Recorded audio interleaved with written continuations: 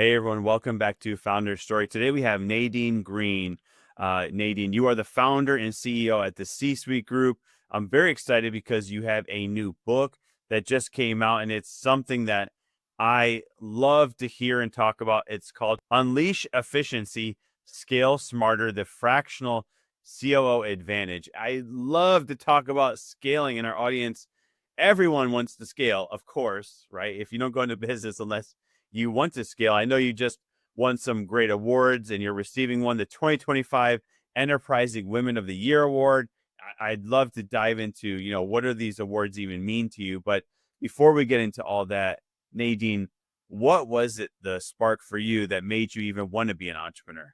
Sure. So I am a serial entrepreneur. This is my second business, but after years of working in corporate, helping small business founder owners sell their businesses and working for corporate entities, I really wanted to return to my passion of educating and helping small businesses scale and grow. That is at the root of what I love to do. I just love to help people be successful and be a part of their success. So I think the other thing was really to provide a solution for small businesses where they could have access to strategic thinking, but at a price point that works for them and at a project basis if need be. I hear a lot of people say, I want to be CEO. I hear a lot of people talk about CMO, but I don't always hear a lot of people talk about COO. So it'd be great for you to explain why is that something that you're passionate about, and then what is the difference? I'm not sure everyone even understands what is the difference between the traits of a CEO and the traits of a good COO. That's a really great question. So, um, I am a organized person by heart, and again, just sort of like a second in command by heart. I'm a speech pathologist by background. So training and being goal oriented is something that's ingrained in my DNA. So I think a good COO is somebody who can sort of herd the cats, take something from strategic down to tactical, and understand the pieces and parts and hold people accountable. The difference between a CEO and a COO is one functions as a visionary, and that's typically the COO. CEO, they're the bigger picture thinker, right? They're usually like the shiny object of today. They're the ones that come in and they're like, guess what, guys? I just thought of this. Whereas the COO is more of the integrator or the glue that keeps things going. And they really look at the day to day of what needs to get done to keep that business going. What are the processes? How do we scale it? How do we sustain it? Do we have the right people in the right seats? How do we hold people accountable? How do we elevate and delegate to these people? And really the CEO is always more of the visionary or the sales engine, the networker behind it. So there's a one sort of like front man and the other sort of in the background trying to keep all the pieces and parts together. So where in the scaling journey do you find, let's say a solo creator, solo entrepreneur starts a company, they consider themselves the CEO. Where do you see the scale start happening where they say to themselves, I need to add a COO, or maybe a CEO and another C-suite, they start a company. Where in the scaling process do they find they need to add a COO? So frequently it's about the 1.9 to $2 million mark, but really the telltale sign is they're just trying to do everything and they're not getting anything done.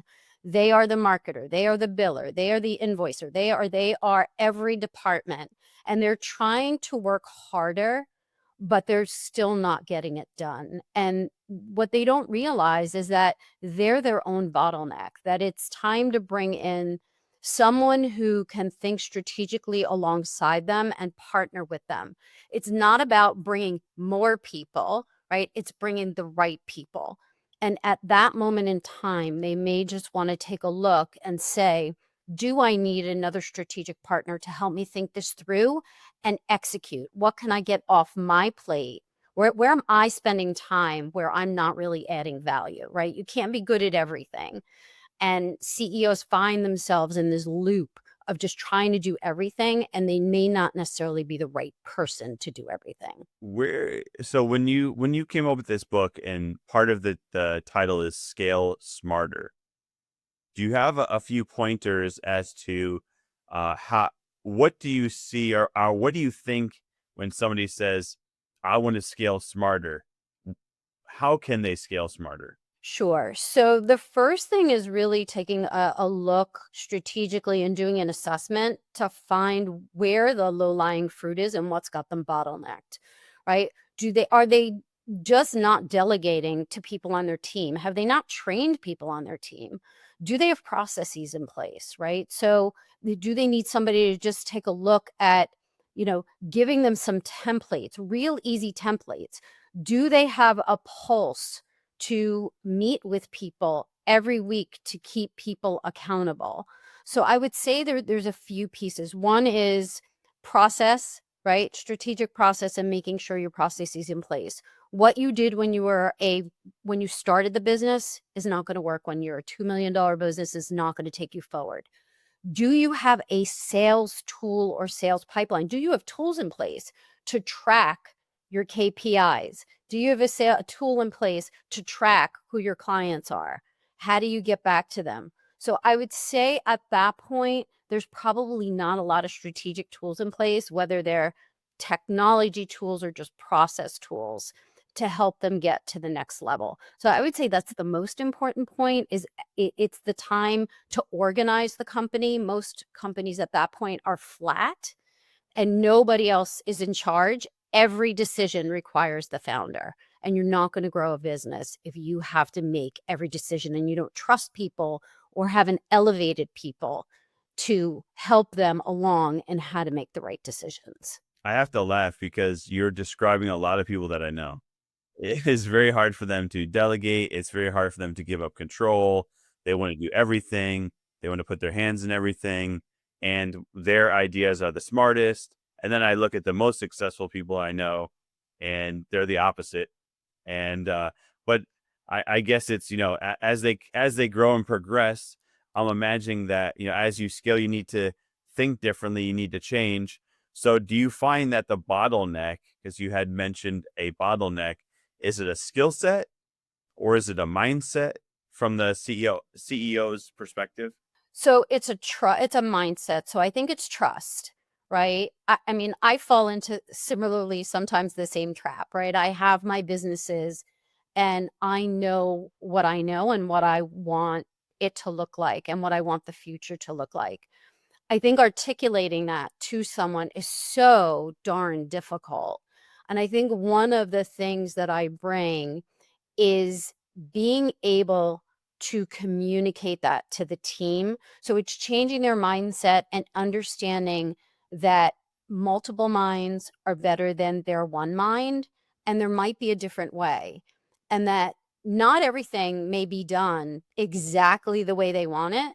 But unless the building's burning down, you're putting a client at risk, you're going to lose money, you're doing something unethical, let somebody else make the decision and learn.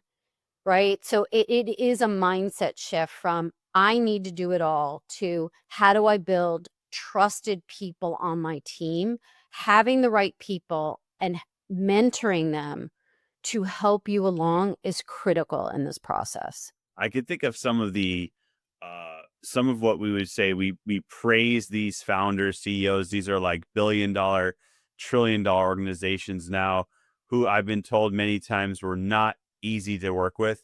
They were not easy to deal with, and then they subsequently passed it on to the next person, and that person really took off with the company. Totally different, I guess, would be almost like COO to CEO style. How are you finding this, where they're not the founder? So you have the founder grows the company, really successful, told they're probably very difficult to work with. The employee C-suite person comes in, takes over, gets to the next level, changes the whole culture and dynamics. How often are you seeing this, and how do you feel about this transition from founder C-suite to employee C-suite? Yeah. So I've worked in many small businesses, and this really was the impetus for doing this for multiple businesses. So I did it full time for two women who When I met them, their businesses were about $1.9 million. Each business, one doubled, one tripled, and we sold them. Right. And we built the team. So when I started working with them, they had founder owner syndrome. They were doing everything, couldn't grow it. So I have seen it work because I've been a part of it. So I know it works. And it's important. And once they gave up that control, um, there were they were able to focus on what they did best, and other people were able to focus on what they did. And we were able to start building a team of collaborators for the good of the company and bring it forward. So we were able to double and triple the revenues, and ultimately someone else acquired both businesses, which was the goal. So I do see it work. I think the important piece is in the communication and bringing the employees along. And one of the things that I find as well is the CEO doesn't have a job description. They need a job description just like anyone else. And you mentioned employee, right? They need to be held accountable also for what their KPIs are. And I think the COO has to be strong enough to hold them accountable and to model that behavior for all the other employees in the company, right? So it's everybody needs to be held accountable. Not just because you're the CEO, you're not held accountable for your sales goals or your networking goals or whatever the goals are. They have to be held accountable. So they are, in essence, an employee of the company, just like everyone else. It's one of the most important positions. It's like you're saying, the glue between all these different places, but yet doesn't always get the shine. The CEO to me is like the lead singer of a group. Yes. COO is like some other player in that group, but doesn't you don't hear a lot about like, oh, I know this really famous COO. You always hear about the CEOs and what they did, which I find very interesting. Maybe that'll change with your book and the exposure that you are giving to this position, this role. Maybe this will change. So somebody was like, hey, I'm so good at this role, COO. I want to be a fractional COO. How does one even do that? So again, it's a lot of learning. I think you have to be a good listener. I think it's not just having the organizational know-how, but it's being able to go into a business, quickly assess what is needed. And again, being able to boil it down to tactics and not just giving them a roadmap, but working with them and rolling up your sleeves side by side to help them. So it's about listening, being a good communicator, and being able to think strategically and tactically all the way through, and being able to think about it from so many different lenses, from the marketing lens, from the sales lens, from the finance lens, and not just from an operational lens, but how is this going to impact all the streams and how will this impact the business? Well, hats off to you because in a prior life, I used to be a business consultant. And I'll never forget the first call that I had with the CEO of the company I was consulting for. He tried to make me quit. And I realized that when you're communicating with somebody, I don't want to say of this ego. I mean, they definitely have, which I understand when they're successful, you're coming in from the outside. And I'll never forget that conversation because I was like, this is not something for me. It really, really takes a very good communicator, like you said, listener. Those are all traits I can totally relate to, seeing the ability to have these and how important that is. So for you though, I'm curious on what's next for you. You wrote this book. You received a few different amazing awards. You have one coming up. What's next for you? To really do this on a broad scale and to keep doing what I'm doing, and it's really about learning. I'm a lifelong learner, and it's just learning what's new in the industry and what's going to help push businesses, especially small businesses, forward, because I think they're such an intricate part of today's world. I don't think we can do without our small businesses, right? And I think they're going to be a large part of the economy.